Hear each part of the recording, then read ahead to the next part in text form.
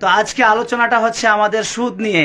সুদখোর যদি ইফতার করায় তো ইফতারটা খাওয়া যাবে কিনা, এই বিষয়ে আজকে আলোচনা।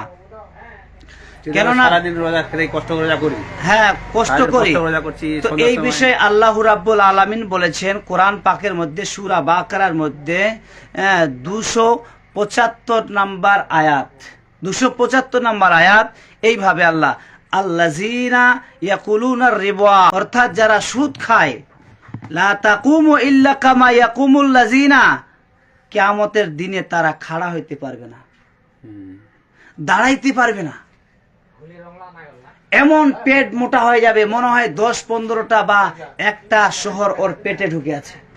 আল্লাহু আকবার, কত ভয়ানক শাস্তি! কোরআনের কথা, মিথ্যা কথা নয় কিন্তু যে আমি আপনাকে বানিয়ে বলছি। কোরআনের কথা সূরা বাকারায় আপনি বাংলা অনুবাদ করবেন, বাংলা অনুবাদ করবেন। আল্লাহ বলেন যে কিয়ামতের মাঠে এভাবে দাঁড়াবে, ওই ব্যক্তিটা দাঁড়াইতে পারবে না, মনে হয় কত যে ওকে জিন ভূত পেরত ধরে নিয়েছে।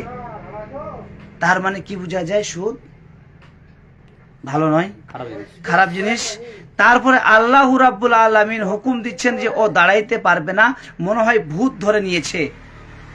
তারপরে আল্লাহ বলেন যালিকা বিআন্নাহুম ক্বালু ইন্না বাইউল মিসলু রিবা, অর্থাৎ আল্লাহ বলেন আমি হালাল করেছি ব্যবসাকে, হালাল করেছি আমি ব্যবসাকে, আর সুদকে হারাম করেছি।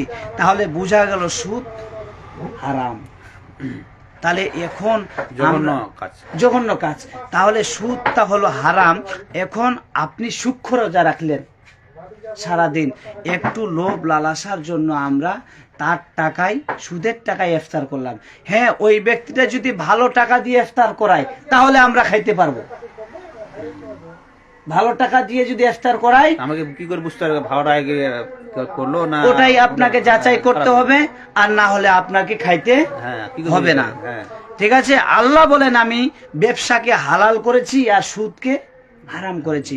আপনি সূরা বাকারা পড়েন, আয়াত নাম্বার 275 পড়েন আপনি। আমার মুখের বাণী বললে হয়তো বলবে মৌলভী সাহেব হয়তো বানিয়ে বলছে, তো বাপ। তারপরে বলেন একটা জিনিস আরো লক্ষ্য করেন, ওয়া আহালুল্লাহুল বাইয়ুল হারামা রিবা, আর আল্লাহ রাব্বুল আলামিন হালাল করেছেন ব্যবসা আর হারাম করেছেন সুদ। ফামান জাআহু, অর্থাৎ আল্লাহ রাব্বুল আলামিন নাসিহত করেছেন, নাসিহত দিয়েছেন যে এই সমস্ত কুকর্ম থেকে তোমরা ফিরে আসো, এই সমস্ত খারাপ কাজ থেকে তোমরা ফিরে আসো, না হলে আল্লাহর আযাব কিন্তু ভয়ানক। ফাউলাইকা আসহাবুন নারি হুম ফিহা খালিদুন, দোজখের মধ্যে সব সময় থাকতে হবে। বুঝতে পারছেন কিনা?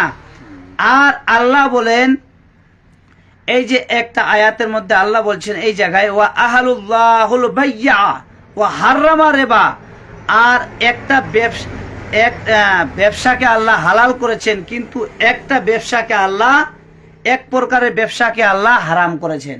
এক প্রকারের ব্যবসা আরো আছে হারাম, কি জানেন? যেভাবে জমি বন্ধক নিলাম, ওই ব্যবসাটা কেমন?